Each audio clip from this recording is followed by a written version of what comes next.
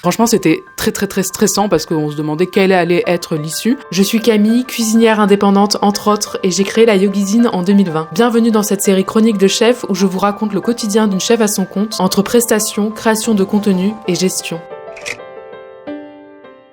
Hello à tous et à toutes. Cette semaine, je vous propose de me suivre sur 2 jours précis en fait, très concentrés en fait sur les préparatifs à la fois d'une retraite de yoga sur laquelle je cuisine qui arrive. À l'heure où je tourne cette vidéo, on est vendredi et là je vais partir en Ardèche pour cuisiner, mais également sur les préparatifs en fait du prochain séjour Yoga Food Club qui se tient donc la semaine prochaine. Donc on essaie d'anticiper un maximum de choses. J'ai d'ailleurs eu une réunion avec Emma donc du Yoga Food Club.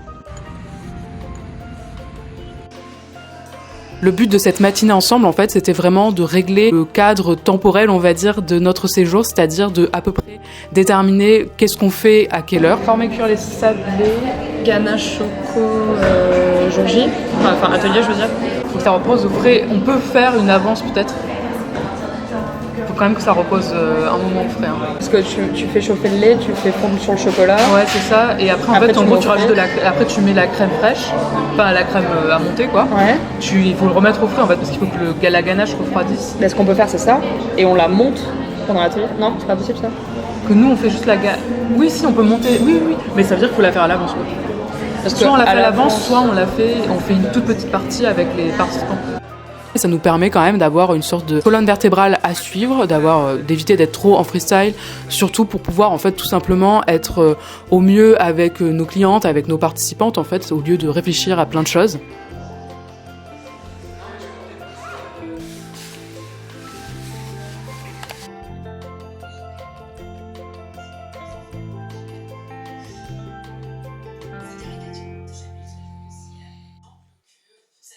Plus tard dans la journée, en fin de journée, on a eu une situation de crise assez inédite. Et du coup, on a fait un acompte de 50%, on a demandé un acompte de 50% aux personnes qui ont réservé notre retraite et le solde de la retraite, enfin du séjour Yoga Food Club, était dû sur place.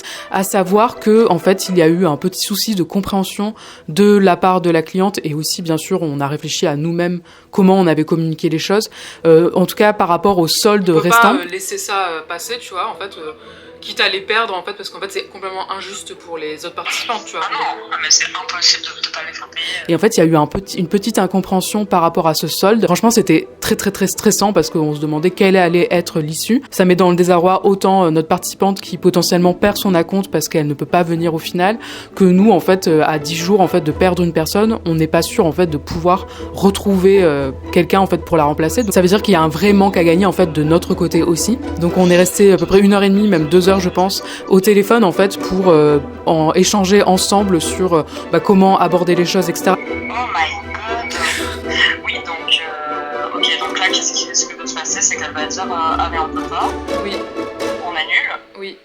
Mais on a bien sûr essayé en fait d'être force de proposition pour arranger la personne en face, en tout cas trouver des solutions qui soient win-win en tout cas, où aucun de nous au final ne soit trop lésé dans la situation. Mais au final tout a fini par rentrer dans l'ordre. Heureusement en fait la personne en face, la participante en fait a trouvé une solution de son côté. C'était hyper désagréable, mais c'est aussi très formateur en fait pour nous, pour à la fois ensemble avec Emma, on travaille ensemble depuis pas si longtemps que ça, pour apprendre en fait à gérer une situation plus compliquée en fait, où on doit chacune aussi garder notre sang-froid en quelque sorte, garder également en fait, comme je vous disais, cette empathie, cette compréhension en face aussi, parce qu'on a une humaine en face qui a peur aussi de perdre de l'argent. Comment faire en sorte que tous nos besoins, autant en face que vers nous, enfin de nos besoins, soient remplis, ou en tout cas un peu pas trop dégradés, disons.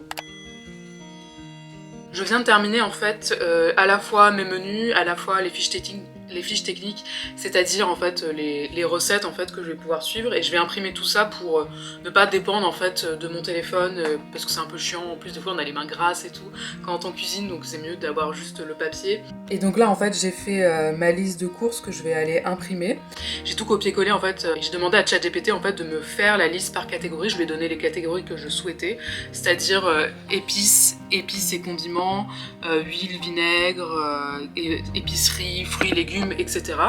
Et du coup je lui ai demandé de me classer en fait à partir de la liste que je lui ai donnée, donc la liste de tous les ingrédients qui étaient par recette, donc pas du tout classés, de catégoriser en fait pour faire ma liste de courses. Et je vais essayer de me rappeler de faire ça à chaque fois parce que c'est tellement plus rapide de faire comme ça.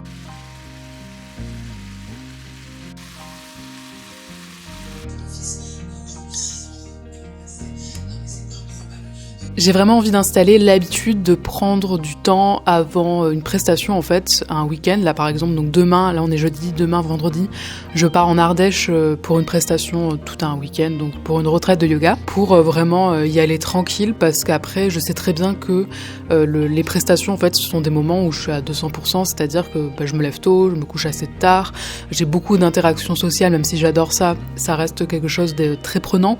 Bien sûr, je reste debout aussi toute la journée, et donc tout ça fait que je sais qu'il faut vraiment que j'installe cette habitude, cette routine en fait, de ralentir un petit peu avant d'être vraiment à 200% comme je vous disais. Mais là je vais aller faire les courses, donc tout est prêt, j'ai ma liste et j'ai plus qu'à, je mets mes écouteurs et on y va.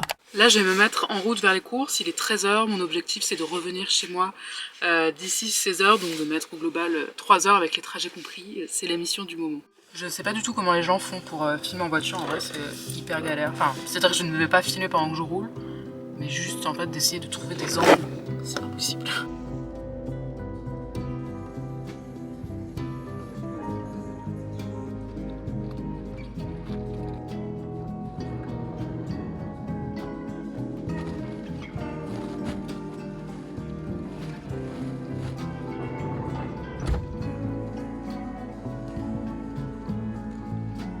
Les légumes c'est bon, je vais maintenant aller acheter tout le reste, donc tout ce qui est frais et sec.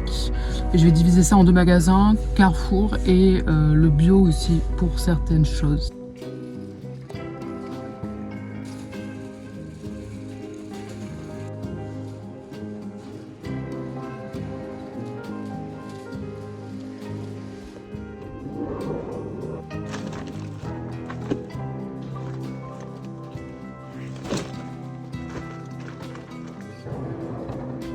J'étais pas très loin de Emmaüs, donc du coup là je vais aller faire un petit tour rapidement en fait, parce que j'aimerais bien retrouver de la nouvelle vaisselle, c'est pas un moment que j'en ai pas racheté. La dernière fois que je suis allée j'avais rien trouvé, donc là on va croiser les doigts, on va voir si je trouve des trucs. Donc rapide tour et après en fait je rentre à la maison, il est 15h donc on est plutôt dans les temps, c'est cool.